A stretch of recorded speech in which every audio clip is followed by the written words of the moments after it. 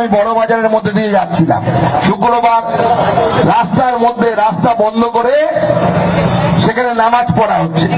মসজিদের ভিতরে নামাজ পড়ায় যেতেই পারে, কোনো আপত্তি নেই। সাধারণ মানুষের চলাচলের জায়গা বন্ধ করে নামাজ পড়া হচ্ছে। বিজেপি এলে নামাজ মসজিদের ভেতরে হবে, মসজিদের বাইরে কোনো নামাজ হবে না, হবে না। আমি যদি রাস্তার মাঝখানে বিপত্তারিণী পুজো করতে বসি, আমাকে দেবে পুলিশ? দেবে? রাস্তার মাঝখানে যদি হনুমান চালিসা করতে বসি দেবে? শুক্রবারে যদি সন্তোষী মায়ের পুজো করতে বসি দেবে? তাহলে আমার জন্য যে অধিকার নেই, অন্য কারোর জন্য সেই অধিকার থাকতে পারে না, আমরা থাকতে দেব না। পরিষ্কার কথা। যদি মানতে পারে থাকবে, নাহলে নিজের জায়গায় চলে যাও, যেখানে যাওয়ার ইচ্ছে সেখানে চলে যাও। ভারতবর্ষের নাগরিক হলে ভারতবর্ষের নিয়ম কানুন, ভারতবর্ষের সংস্কৃতি, তার প্রতি শ্রদ্ধাশীল হতে হবে। ভারতবর্ষে হাজার হাজার বছর ধরে যে সংস্কৃতি চলে এসছে, সেই সংস্কৃতিকে হিন্দু সংস্কৃতি বলুন, সনাতনী সংস্কৃতি বলুন, যে নামে রাখুন, সেই সংস্কৃতিকে শ্রদ্ধা করতে হবে। নমস্কার বন্ধুরা, আমার নাম ধ্রুবজ্যোতি সরকার। বিজেপি এলে নামাজ মসজিদের ভেতরে হবে, মসজিদের বাইরে কোনো নামাজ হবে না। মানতে পারলে থাকো, না হলে যেখানে যাওয়ার ইচ্ছে চলে যাও। ব্যারাকপুর থেকে বিস্ফোরক সুকান্ত। শুনুন আরো কি বললেন কেন্দ্রীয় প্রতিমন্ত্রী। খেলা যদি দেখাতে হয় তো খেলা আমরাও দেখাতে পারবো। খেলবো এবার এমন করে, ভাইপো যাবে মামার ঘরে। আমাদের সেই জন্য পরিবর্তন যাচ্ছে। আমাদের বিহারে সরকার আছে, আমাদের বিভিন্ন রাজ্যে সরকার আছে। কিছুদিন আগে বিহারে 202 সিট পেয়ে আমরা সেখানে জিতেছি। তার আগে মহারাষ্ট্রে ভোট হয়েছে, সেখানে জিতেছি। অনেক রাজ্যে জিতেছি।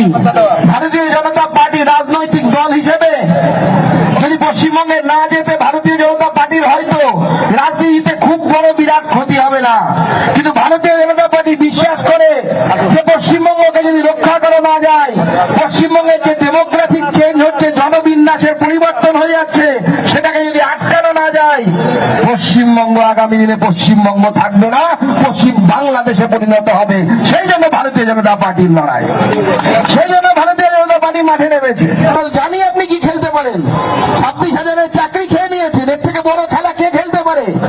আপনার হসপিটালে রোগী শুয়ে থাকে, তার চোখ ইঁদুর খুবলে নিয়ে চলে যায়, এর থেকে কে ভালো খেলতে পারে? আরজি করের মেয়ে, আমাদের বোন, সে ধর্ষিতা হয়, এর থেকে ভালো খেলা কে খেলতে পারে? এর থেকে ভালো খেলা কে খেলতে পারে? আপনি লক্ষ্মীর ভান্ডার দিয়ে আমাদের বোনেদের মায়েদের মুখ বন্ধ করতে চান, আর সমস্ত লক্ষ্মীরা গ্রামে গঞ্জে যাবেন, দেখতে পাবেন সব লক্ষ্মীরা লক্ষ্মীর ভান্ডার পাচ্ছে, কিন্তু লক্ষ্মীর কাছে নারায়ণ নেই। নারায়ণ কোথায়? নারায়ণ অন্য রাজ্যে, গুজরাটে। নারায়ণ গুজরাটে ইটের মাথা ঝাপা মাথায় নিয়ে সিঁড়ি দিয়ে উপরে উঠছে, কারণ গুজরাটে সে রাজমিস্ত্রির কাজ করতে গেছে, কোথাও ধান লাগাতে গেছে, কোথাও ছোট একটা রোজগারের কাজ করতে গেছে, কারণ পশ্চিমবঙ্গে রোজগার নেই। এই গোটা পশ্চিমবঙ্গের লক্ষ্মীদের নারায়ণ ছাড়ার কাজ যদি কেউ করে থাকে, সেটা মমতা বন্দ্যোপাধ্যায় করেছেন। বলেছেন আমি নারায়ণদেরকে এখানে থাকতে দেব না। হিন্দু বাটোগে তো কাটোগে। হিন্দুর সংখ্যা কমে গেলে সেখানে সেকুলারিজম থাকে না, সেখানে প্লুরালিজম থাকে না, কারণ হিন্দু বাই বার্থ সেকুলার। সেই জন্য হিন্দুত্বের কথা বলা মানেই সেকুলারিজমের কথা বলা, হিন্দুত্বের কথা বলা মানেই সর্বধর্ম সমন্বয়ের কথা বলা। দিল্লিটাই বাংলাদেশ থেকে নিজের ভাই আর দুলা ভাইদেরকে আমদানি করছে। নিজের ভাই আর দুলা ভাই তাদেরকে ভোটার কার্ডের নাম তোলাতে চায়। দিদি হবে না, হবে না। আপনি যতই লন্ডভন্ড করার চেষ্টা করুন, ভারতবর্ষের লোক আপনাকে মেনে নেয়নি।